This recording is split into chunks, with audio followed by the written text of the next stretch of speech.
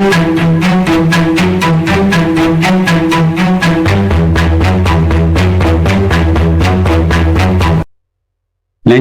நிறைந்த நண்பர்கள் அனைவருக்கும் வணக்கம்.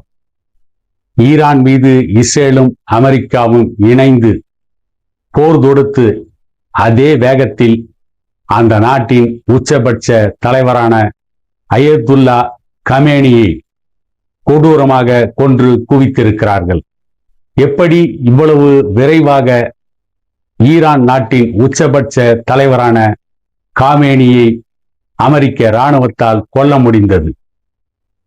பலம் வாய்ந்த ஈரான் தேசம், இஸ்லாமிய நாடுகளிலேயே பலம் வாய்ந்த தேசம் ஈரான் தான். இந்த ஈரான் நாட்டின் உச்சபட்ச தலைவர்தான் முஸ்லிம் தலைவர்களிலேயே மிகப்பெரிய பாதுகாப்புடன் இருக்கின்ற தலைவர். இவரை யாராலும் அசைக்க முடியாது என்று சொல்லப்பட்ட தலைவர். மிகப்பெரிய பயங்கரவாதிகள் என்று அமெரிக்காவால் கட்டமைக்கப்பட்ட Saddam Hussein, Osama bin Laden, Mullah Omar ஆப்கானிஸ்தானுடைய தலைவர், இவர்களையெல்லாம் தீர்த்து கட்டுவதற்கு, கொன்று குவிப்பதற்கு அமெரிக்காவிற்கு பல ஆண்டுகள் தேவைப்பட்டது. அவர்கள் இருக்கும் இடங்களை கண்டுபிடிப்பதற்கு நிறைய கால அவகாசம் தேவைப்பட்டது. ஆனால் வலிமையான தலைவர் என்று சொல்லப்பட்ட ஈரான் தேசத்தின் உச்சபட்ச தலைவர் காமேனியை எப்படி இவர்களால் இவ்வளவு விரைவாக கொல்ல முடிந்தது? காமேனி கொல்லப்பட்டு 3 நாட்களுக்கு பிறகுதான் சில அதிர்ச்சிகரமான தகவல்கள் வந்திருக்கிறது. எப்படி காமேனி இருக்கும் இடத்தை கண்டுபிடித்தார்கள் என்று பல செய்திகள் வெளியாகி இருக்கிறது. இஸ்ரேல் நாட்டினுடைய உளவு நிறுவனம் மொசாட் உலகின் பல இடங்களில் பயங்கரவாத செயல்களை உருவாக்குவதில், அந்த பயங்கரவாத செயல்களை திட்டமிட்டு நடத்துவதில் மொசாட் மிகப்பெரிய பங்கை தருகிறது.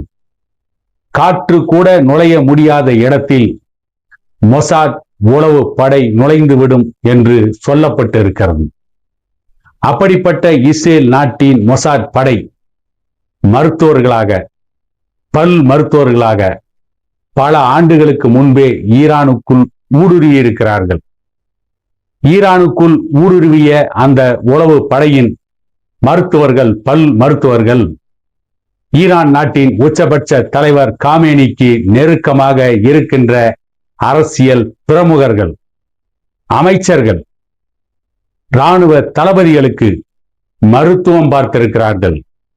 குறிப்பாக பல் மருத்துவர்கள், அந்த உயர் அதிகாரிகள், இராணுவ அதிகாரிகள், அமைச்சர்கள், காமேனிக்கு நெருக்கமான முக்கிய பிரமுகர்கள், இவர்களுக்கெல்லாம் மருத்துவம் பார்க்கின்ற பொழுது, அந்த செயற்கை பற்களை பொருத்துகின்ற பொழுது ஒரு சிப்பை அந்த பல்லோடு சேர்த்து பொருத்தி விடுவார்கள்.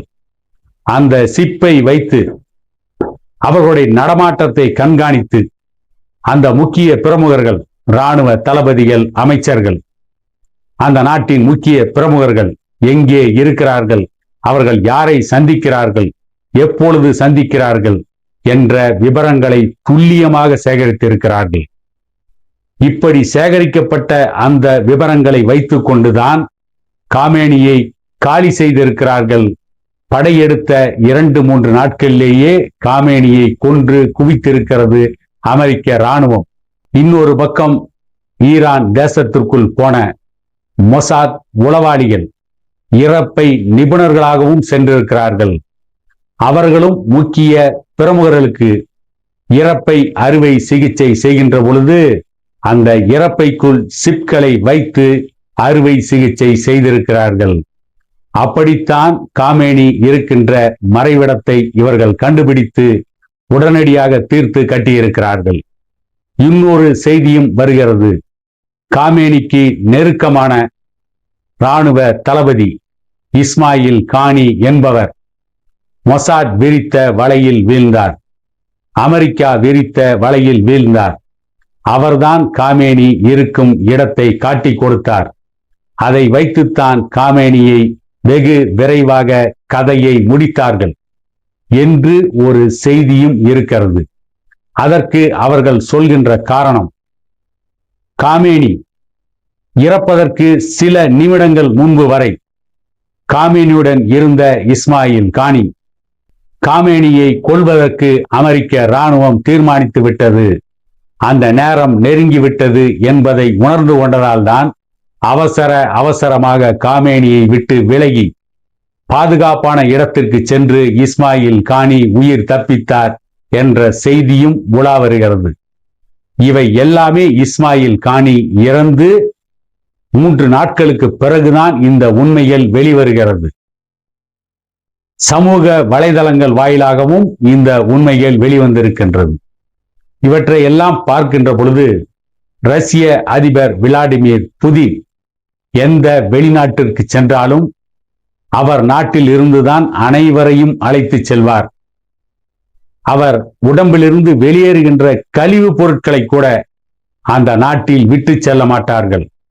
அந்த கழிவு பொருட்களை கூட பார்சல் செய்து புதின் திரும்பி செல்கின்ற பொழுது அவர் செல்கின்ற விமானத்திலோ அல்லது அதற்கு அடுத்த விமானத்திலோ அந்த கழிவு பொருட்கள் ரஷ்யாவிற்கு கொண்டு செல்லப்பட்டு அங்கேதான் அளிக்கப்படும். ஏனென்றால் விளாடிமிர் புதின் மிகவும் உஷாராக இருந்திருக்கிறார்.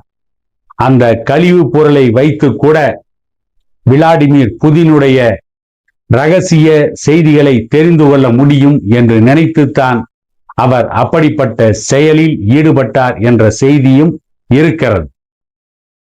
அன்றைக்கு விளாடிமிர் புதினுடைய இந்த செய்கையை பார்த்துவிட்டு விளாடிமிர் புதின் மிகப்பெரிய பயந்தாங்கொல்லியாக இருக்கிறார் என்று கிண்டல் அடித்தவர்களும் உண்டு.